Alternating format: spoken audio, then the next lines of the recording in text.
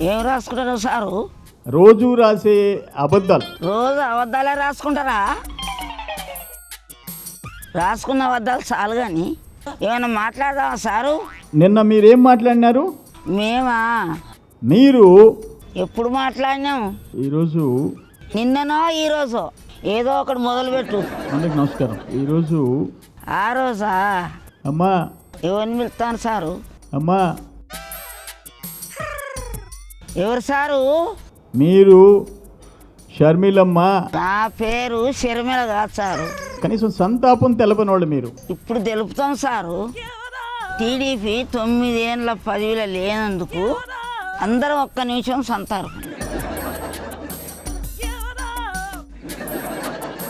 చాలా సార్ సంతాపం. చెప్పుండ్రు సార్ ఏం చెప్తారు? 2800 చిల్లర ఎకరాలు. మాకున్నవి 4 ఎకరాలే సారు. 4700 ఎకరాల్లో 4 అంటే మళ్ళీ 400 అంటారు. మాకున్నవి 4 ఎకరాలే. 2009 ఫిబ్రవరిలో అప్పుడు కూడా 4 ఎకరాలే. నేను చదివినిపిస్తుండా దాంట్లో జరిగింది. మా భూమి కాగితాలు కనపడతారు, మీరు ఎత్తుకపోయినరా?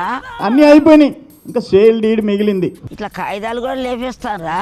ఎంత అన్యాయం అండి. మా కాగితాలు ఎత్తుకపోయి ఇంకా అన్యాయం అంటావా? ఒక్క ఎకరం 80,000 తెలుసా?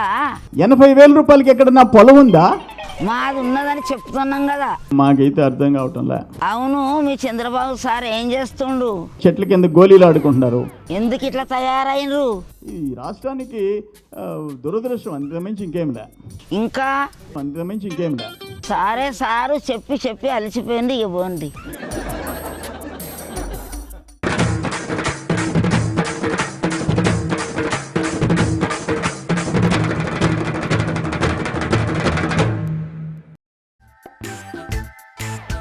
నేనా సార్? వస్తున్నా. Okay sir. Okay okay.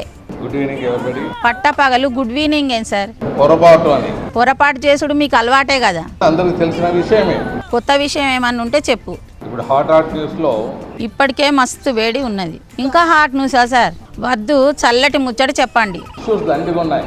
దండగ ముచ్చట్లు వద్దు, తెలంగాణ ముచ్చట ఏది? మా అజెండాలో లేదు.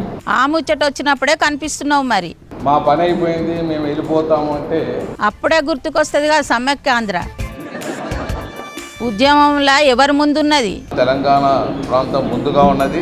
మరేమంటావు? విభజనకు ముందు ఎన్నో ఉంటాయి. ఏంటి కేంద్ర పదవులా? అది ఒప్పుకునే పరిస్థితుల్లో ఎవరు లేరు. కావూరి ఒప్పుకున్నాడు కదా. వాళ్ళు ఒకవేళ మంత్రిగా ఉంటారో రాజీనామా చేస్తారో మనకు తెలియదు కదా. రాజీనామా అనద్దానే మంత్రి పదవి వచ్చా కదా. అది ఒప్పుకునే నాయకుడు నాకుడు ఎవరు లేరు. ఆయన కూడా నిన్నటిదాకా అట్లనే అన్నాడు. ఆయనే ఒప్పుకున్నా మీరెవరు సార్? ఇది పొరపాటు అవుతుంది, ఒక ప్రాంతం దెబ్బతింటుంది. మీ రాయలసీమ ఎప్పుడో దెబ్బతిన్నది, దాని ముచ్చటేంది? ముఖ్యంగా మా సబ్జెక్టు చాలా క్లియర్గా ఉంటుంది. అవునవును, అర్థమైంది. మళ్ళీ గెలిచి అసెంబ్లీకి వస్తారా మీరు? రావడానికి కూడా అవకాశం లేదు. మరి పోటీ చేయమని ఎప్పుడు చెప్తారు? 4 గంటలకు మేము సమావేశం అవుతున్నాము.